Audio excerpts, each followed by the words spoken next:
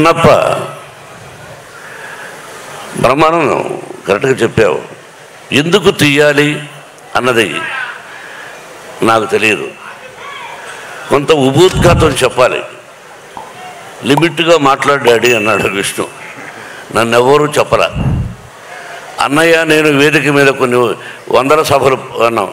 Brother మీరు ముందు మాట్లాడనేవాడు. వీడు ఈరోజు డాడీ లిమిట్గా మాట్లాడాడు. లిమిట్గా మాట్లాడేమంటారా? లిమిట్గా మాట్లాడేది ఏంటి అంటే, మా అమ్మగారికి సంతానం లేదు. 2-3 సార్లు గర్భం నిలకపోవడం వల్ల ఆవిడకు పుట్టుకతో 2 చెవులు లేవు. మా అమ్మగారికి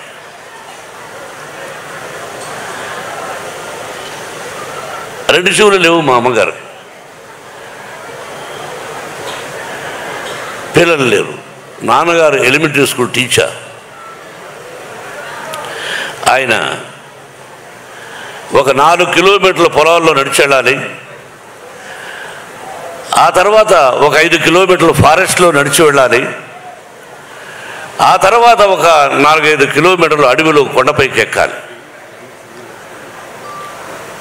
అక్కడ లింగాకారంలో ఈశ్వరుడు చూశారుగా. అందరూ శివలింగం ఉంటే ఇలా ఉంటుంది అనుకుంటారు. శ్రీకాళహస్తిలో ఎలా ఉందో అలా కూడా లేదు, అక్కడ లింగాకారంలో ఉంది. బత్తినీయ స్వామి అని పేరు. అక్కడికి వెళ్ళి ఆ భగవంతుని ప్రార్థిస్తే పిల్లలు పుడతారు.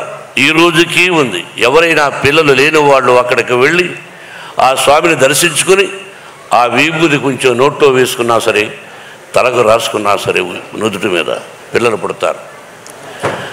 ఆ రోజుల్లో మా అమ్మ నాన్న అక్కడికి వెళ్ళి మా నాన్నగారు ప్రార్థించారు. మా అమ్మకు ప్రార్థించడం అంటే ఏమిటి తెలియదు. చెవులు లేవు, అమాయకురాలు. 5 మంది సంతానాన్ని ఇచ్చాడు పరమేశ్వరుడు. చెవులు వినిపించని నా తల్లికి 5 మంది సంతానం. మా ఊరు నుంచి అది ఏర్పేడు నుంచి మా విలేజ్కి వెళ్ళాలంటే 7 కిలోమీటర్లు నడిచి వెళ్ళాలి. మాది మధ్య తరగతి కుటుంబం, దానికంటే కూడా ఇంకా తక్కువ. నేను అప్పుడప్పుడు ఈ మధ్యనే చెప్పా, 5 మంది సంతానాన్ని అప్పుడప్పుడు నా తల్లి 7 కిలోమీటర్ల భుజాల మీద వేసుకొని నడిచి వెళ్ళింది మా తల్లి. అమ్మా ఎక్కడున్నావు అని అప్పుడప్పుడు అనిపిస్తూ ఉంటుంది. నా కంఠాన్ని, నా మాటల్ని 10 మంది మెచ్చుకుంటుంటే ఆ మాటలు నా తల్లికి వినిపిస్తే ఎంత బాగుండేది పరమేశ్వర అనుకున్నాను. ఇలా సంఘటనలు ఇలా ప్రారంభమైంది నా జీవితం. తిండి తిని తినక, చెప్పులు ఉండి లేక స్వయం కృషితో పైకి వచ్చాను. మా గురువు గారు దాసనారాయణరావు గారు, భయం అన్నది జీవితంలో ఉండకూడదు. What for when I'm not doing mistake. నేను తప్పు చేయనప్పుడు వయసుడై